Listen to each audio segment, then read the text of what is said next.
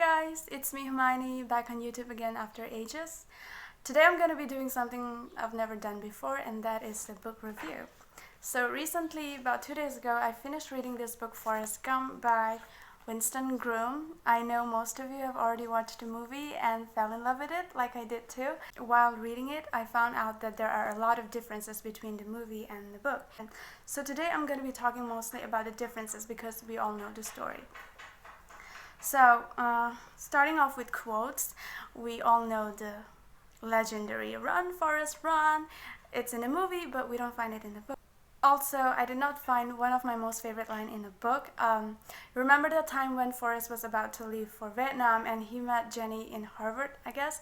And yeah, Gump told Jenny that he would be leaving for Vietnam, and then in turn, Jenny advised Forrest if he was ever in trouble. Jenny told Forrest not to be brave, you just run, because that is something Forrest is good at. If he runs, he can actually save his life. That's what Jenny thinks, and that makes sense.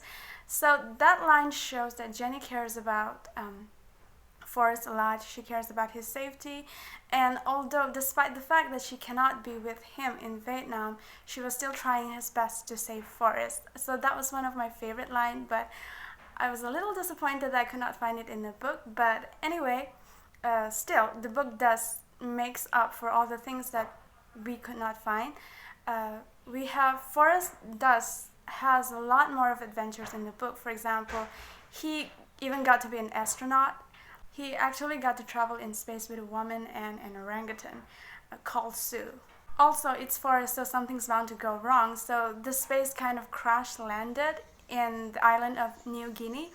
So Forrest has another adventure of planting cottons with the natives of New Guinea, which by the end of their adventure kind of tried to eat Forrest and his team because they were cannibals, and they have this escape thing. Everybody got to have their own adventure, even Sue, Gump, and the woman. Forrest even got to play the ping pong. He was so good at it that he could even represent his country on international tournaments. Then he also got to be a wrestler. He called himself the Dunch, wearing a diaper and a cap something. I forgot what kind of cap that was, but he was also a wrestler. And then he also got to play chess. He was pretty smart. He was even able to play harmonica like nobody else does. He was so good at it. He even played the harmonica in Jenny's band for a while. Also, he could solve tough physics equations. So another disappointment was that he never got to run the cross country in the book. In the movie, he ran cross country after his mama died as a way of coping up with his loss, but in the book, mama did not really die, so there was no point. There are also differences in the way he met Baba and Lieutenant Dan. He did not meet Baba in the military. He actually met Baba in college. Also, Baba talks less about Shrimp in the book, which was another disappointment, I should say. Coming to the character of Forrest Gump, he is aware of his condition. Like in the movie, we don't really get the gist that he's aware of it, but in the book itself, he is so aware of his condition that he calls himself half-witted. He calls himself an idiot multiple times. And for example, when somebody says something to him and he does not get it, and the other person gets mad at him, he'll be like, guess this person hasn't realized yet that I'm an idiot. And he's pretty chill about it. He's not sour over it. He accepts who he is, and that's one of the things that I like about him. And half the time, I'm telling you, Forrest seemed to make more sense than full-witted people. I kind of agree with most of the thing he says, like his thought processes, so maybe I am an idiot too. If you read the book, you will find that Forrest actually has his wild side, and it's really funny. Forrest, in a way, is very offensive at times. Like, he's not aware of what he says, and he says things the way he sees it, which could really offend people, but he is so offensive at times that he gets me laughing. And what I love so much about Forrest is that he knows what he wants. Especially, he knows that he loves Jenny, and he knows that he really want to start the shrimp business that he planned with Baba before he died.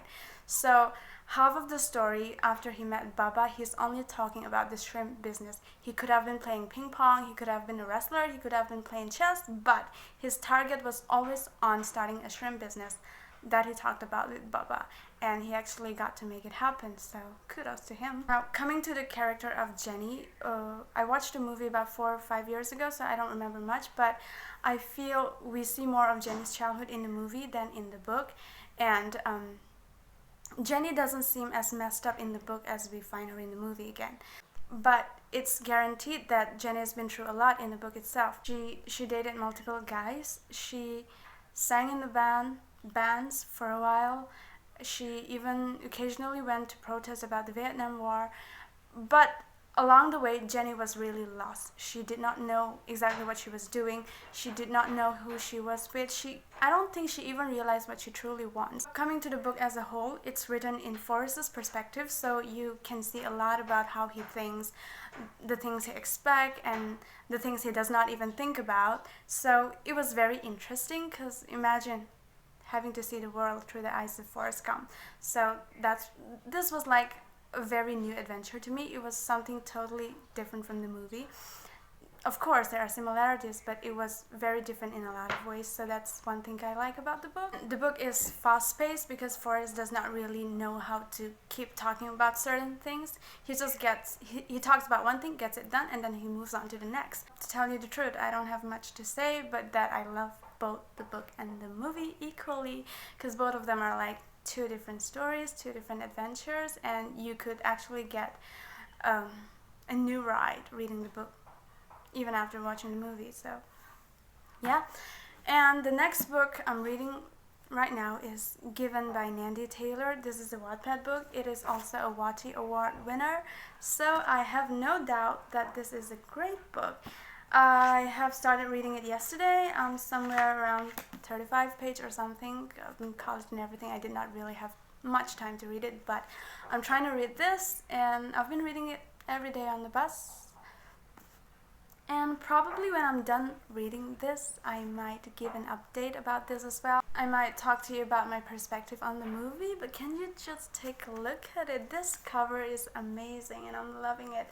And the paper is quite nice as well. It's quite thick, but I sure know that I am going to love it to the very end. So see you on the next video. Bye!